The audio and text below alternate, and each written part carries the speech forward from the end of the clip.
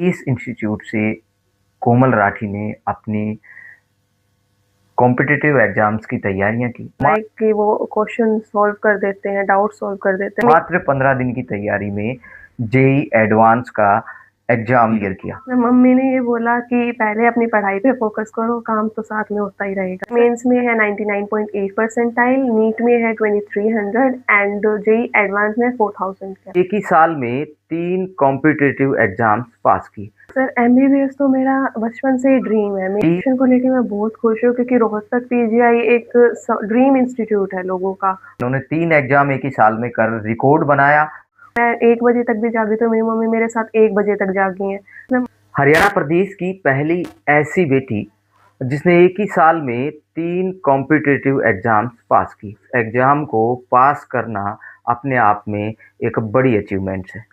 Sir इसके पीछे राज तो सिर्फ मेहनत ही है, जो पेरेंट्स ने की है, मैंने की है। एंड कोचिंग तो लाइक कि वो क्वेश्चन सॉल्व कर देते हैं, डाउट सॉल्व कर देते हैं। एंड यही आज है कि अपने दिन रात पढ़ाई करनी और कोई भी फालतू की चीज़ों में ध्यान ना देना। जैसे जो काम है सिर्फ वो काम करना, फ़ोन का यूज़ कम करना, अगर करना तो सिर्फ पढ़ाई के लिए करना। That's it. अच्छा, सबसे पहले क्या आपने किस चीज़ की तैयारी चल रही थी कि आपने वो सबसे पहले एग्जाम क्लियर किया? सर सबसे पहले मेरा ध्यान सिर्फ नीट पे था। मुझे सिर्फ नीट ही करना था, लेकिन जैसे नीट के साथ-साथ मेरी मम्मी ने मेरे को बोला कि जेईई की भी थोड़ी तैयारी कर ले। तो मैंने जेईई की तरफ थोड़ा ध्यान दिया, मेरा मेंस क्लियर हुआ, उसके बाद मैंने नीट का एग्ज़ाम दिया और उसमें बहुत अच्छी रैंक के साथ वो क्लियर हुआ। फिर मेरी मम्मी ने बोला कि कर ही रही है तो एडवांस की भी एक बार तैयारी करके देख ले। मैंने वो भी की, बट मेरी मम्मी का एक ही था कि बिना प्रेशर के तैयारी कर तो सब कुछ अपने आप ठीक होता जाएगा, लेवल अप अपने आप हो जाएगा। कितने दिन का गैप था तीनों एग्जाम्स की अगर बात करें तो कितने दिन के गैप अंतराल के बीच में आपने तैयारी की? जेईई के 2 फेज़ में एग्ज़ाम होते हैं, एक जनवरी में, एक अप्रैल में। अप्रैल के अटेम्प्ट के बाद मई में नीट का अटेम्प्ट था और फिर उसके बाद मई 4 को जैसे नीट था और मई 19th को जेईई एडवांस था। तो एप्रोक्सीमेट 15 डेज़ की ही मतलब एडवांस में प्रिपरेशन की है। अच्छा, क्या रैंकिंग आई? मेरी जेईई मेंस में है 99.8 परसेंटाइल, नीट में है 2300 एंड जेईई एडवांस में 4000 के अप्रोक्स। मतलब कितना खुश हैं इस सिलेक्शन को लेकर? सर सिलेक्शन को लेके मैं बहुत खुश हूँ क्योंकि रोहतक पीजीआई एक ड्रीम इंस्टीट्यूट है लोगों का और वहाँ पर एडमिशन होना बहुत मुश्किल होता है। तो मैं इस एडमिशन से बहुत खुश हूँ और इसके पीछे का कारण सिर्फ यही है कि अपना फोकस से पढ़ाई करो और जो भी मतलब टाइम आप पढ़ाई को दे रहे हो वो आप सिर्फ पढ़ाई को ही दे रहे हो, उसमें आपका माइंड कहीं और डिस्ट्रैक्ट ना हो। तो 5 माह के अंदर ही आपने ये 3 कॉम्पिटिटिव एग्जाम्स कैसे तैयार किए? क्या घर पे बैठ के जो आपने सेल्फ स्टडी की उसको श्रेय जाता है या किसी निजी कोचिंग इंस्टीट्यूट में आपने तैयारी की? पेरेंट्स का कितना सहयोग रहा है? सर पेरेंट्स का सारा सहयोग रहा है। सेल्फ स्टडी मैटर करती है ज़्यादा, तो ज़्यादातर हमें सेल्फ स्टडी के लिए मोटिवेशन चाहिए होता है जो पेरेंट्स नहीं दे पाते हैं। पेरेंट्स का इतना सहयोग रहा है कि अगर मैं 1 बजे तक भी जागी तो मेरी मम्मी मेरे साथ 1 बजे तक जागी हैं।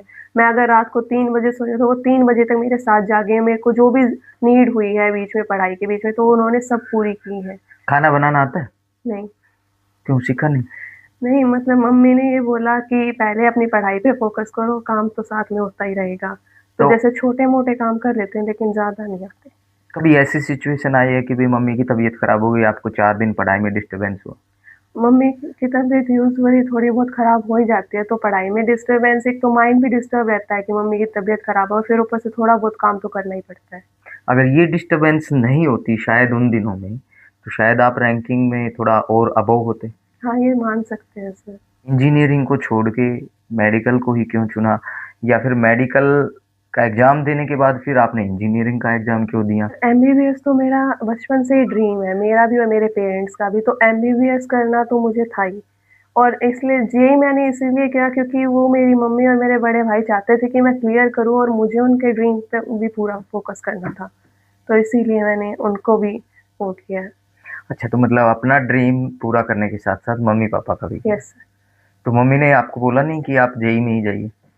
मम्मी ने मेरे को कभी फ़ोर्स नहीं किया। मम्मी ने बोला कि तेरा ड्रीम एमबीबीएस है तो तू एमबीबीएस को चुन ले।